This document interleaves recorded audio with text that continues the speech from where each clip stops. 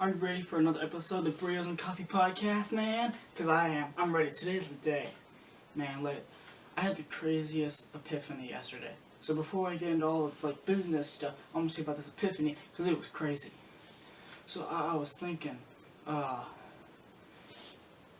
I was watching this movie. I was watching this romantic comedy. I'm not going to lie.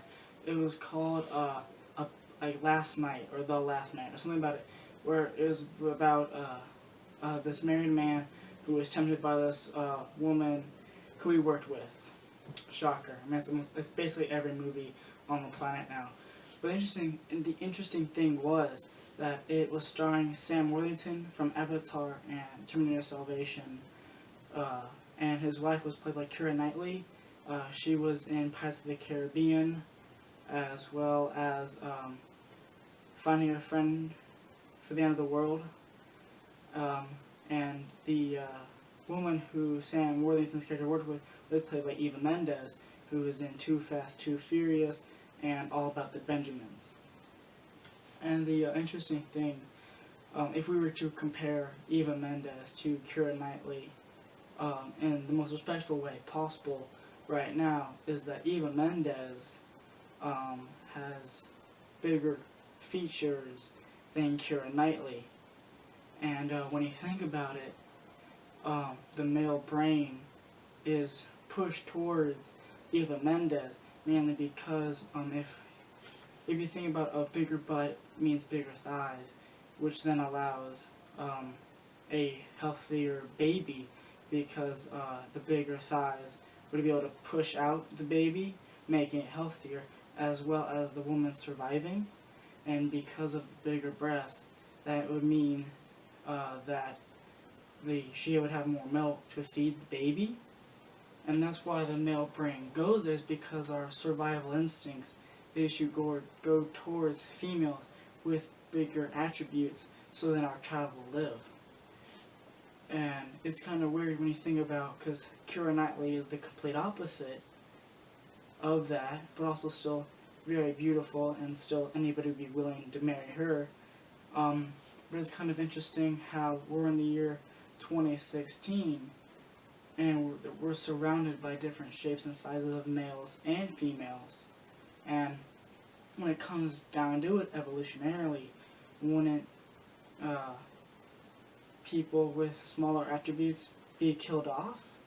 Because if it's survival of the fittest, way back when, it would be a higher chance for the baby to die if the female didn't have bigger thighs, because the baby might be too big to be pushed out of the smaller body. And I guess that's kind of like evolutionarily what I've learned, is how men think. But also, we think about it in 2016, I mean, there's tons and tons of different sizes of every woman and man. And if you think about it, how? Why? I mean, I understand. I know why now. Is because we're not survival of the fittest anymore. It's not one day, hopefully we don't die, hopefully, we can still have a family. It's no, because we can go to the store, buy the food we need. We can go to a store and buy the things to protect ourselves. So we can just buy what we need. We don't need to fight anymore for what we need, because they're technically necessities. We can just go out and get them. But then, if we think about it, I mean, that allows our brains to actually evolve. Like, instead of us thinking with our brains, who can I choose to mate with so that my child will survive? We can now think, who do I love to where I wish I could have a child with, and with that love, my child will survive.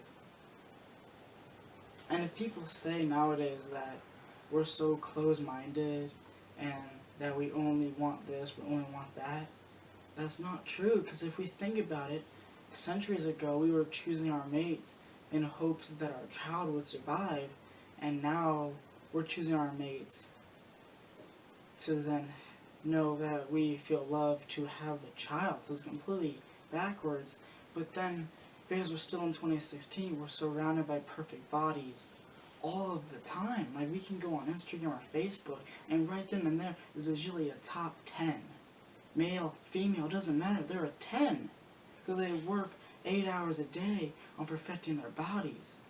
So it's kind of like this weird how our brains are tell us that we can now choose to mate with love, but we don't know what to love because we're surrounded by this perfect 10s. And it's just kind of weird how all that happens. And it's crazy. So it's just kind of like basically what love is just finding someone to accept for having either big attributes or small attributes or whatever. It's just, I think that's what love is. Love is just another word for acceptance. Well, it's just another level of acceptance. So I guess what I'm saying is what I found out is instead of hoping that this one person that you've learned to accept accepts you, instead find someone who you're willing to accept and that they're also willing to accept, because if you're just sitting there and it's just a one-way road, you're going to go nowhere with this other person. This other person doesn't want to go on the same road with you. And it's kind of a weird blessing in disguise if you think about it, because if there's someone on this planet who doesn't want to accept you, why allow them in your life? I mean, if we think about it, if we didn't accept someone, we wouldn't hang out with them. So then why do we somehow assume that we're going to allow some person to come into our life and then we accept them, so then they must accept us back? I mean, if it was completely reversed, we wouldn't be doing any of that. We wouldn't care. But because our emotions and our mind is so invested in this other person that we must believe because of that, they also must think of the same thing as us. And it's weird because, I mean, if we're going to blame this on anybody, it should be the media. Because they're selling us this giant lie that there's one true love and it's going to be eternal. It's not true. I mean, sure, you find that one person, but it's not going to last forever. And happiness doesn't last forever. We have to work on being happy. It's not like a pill where we can just get it and then we instantly become happy. It takes time and work. Why are we sitting here and assuming that if our life takes time and work, why do we just assume that someone from the heavens did come down and then we get to marry them and then there's no work involved? Which is really weird when you think about it that way too. I mean, acceptance takes work. We have to accept ourselves, and after we accept ourselves, we have to accept somebody else. I mean, that's a lot of work just to accept ourselves. I mean, who truly, deep down, actually accepts themselves? Like, I don't know. People could lie all the time and say they do. That's just how we cope with being human. No one gave us an instruction manual. No one told us how to do it. We're just kind of grabbing things here and there, hopefully to make sense of this crazy puzzle. I mean, that's crazy, right?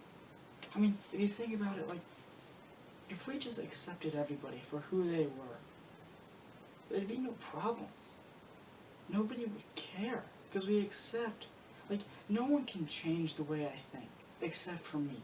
So why would someone not accept the way I think, and then that ruins their whole entire day or life because we don't believe the same things? But if someone were to accept my belief system, and I were to accept their belief system, or their thought process, or, I don't know, their favorite food, then we wouldn't have any problems. I mean, legitimately, if we think that acceptance is love, that's all it is. Love is just a different word for accepting people, or being accepted. I mean, that's crazy. That's insane, right? I guess I'm insane for talking about this for so long, but still, I mean, that's insane. That might just be a t-shirt, really. Acceptance equals love, or love equals acceptance. I don't know. But there's something there, and that was crazy. Anyways, back to the business. So, I guess we're going to start talking about my diet.